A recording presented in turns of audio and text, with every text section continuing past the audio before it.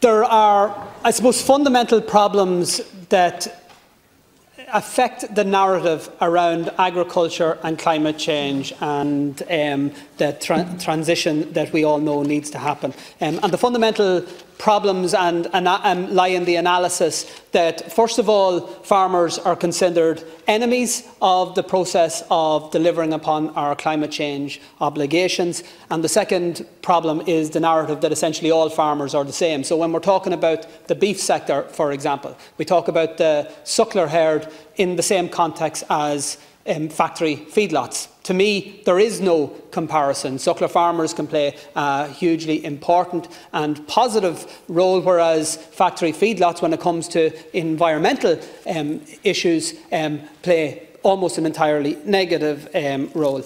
We are facing now, over the next course of days, we're told, a possible, if not probable, deal between Fine Gael, Fianna Fáil and the Green Party that will be put to the memberships. And I think that's going to be a pivotal test as to whether or not the voices of family farmers have actually been heard. We know that many of them were part of the vote for change. We know that the parties to that deal, or at least some of them, have been doing their utmost to try and deny that mandate for change that was clearly given. But I've found it interesting that we hear a lot of conversations coming from Fianna Fáil and Fine Gael representatives to reassure their members that the Green Party, in fact, won't be disastrous for rural Ireland or for Irish family farming. And I have my own views as to whether they will or they're not, but the inference behind that is that Fianna Fáil and Fine Gael have actually been positive and have played a positive influence or been good for rural communities and Irish family farms. And I would argue entirely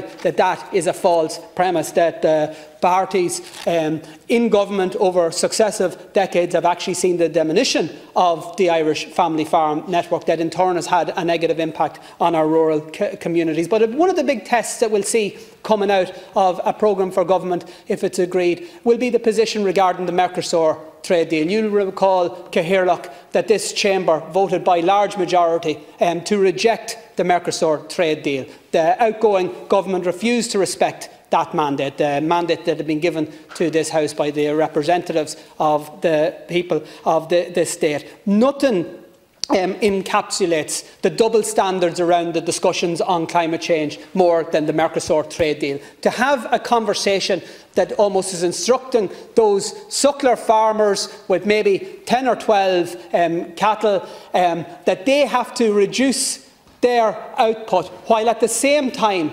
supporting or implicitly supporting an EU trade deal that will see hundreds of thousands of additional beef coming into the continent of Europe, is not only hypocritical, but it's downright crazy when it comes to an environmental perspective, because we know that in countries like Brazil, not only are they not matching anywhere close to the type of standards that our farmers are adhering to, but in fact they're tearing down rainforests in order to produce that beef.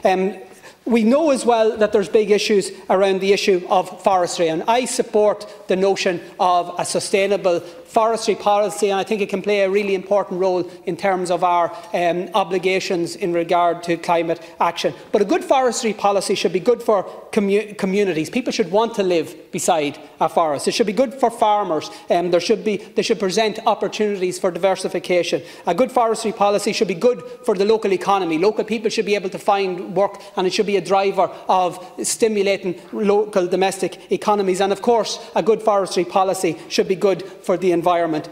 Our current forestry policy, I think only the geniuses that have run this state for so long could come up with a forestry policy that manages to do none of those things. So the tests will now be before us, because we'll see how these parties answer those tests. And if we see a programme for government that doesn't reject Mercosur, that doesn't support family farmers, as in our local suckler farms as opposed to factory feedlots, if it doesn't see supports being given towards those who want to move towards organic, and if it doesn't pay, if we don't see a payment scheme for those who are involved in the process of carbon sequestration, well then I fear that a lot of our local rural communities and farming families will feel that their mandate for change was not heeded on this occasion. Thank you.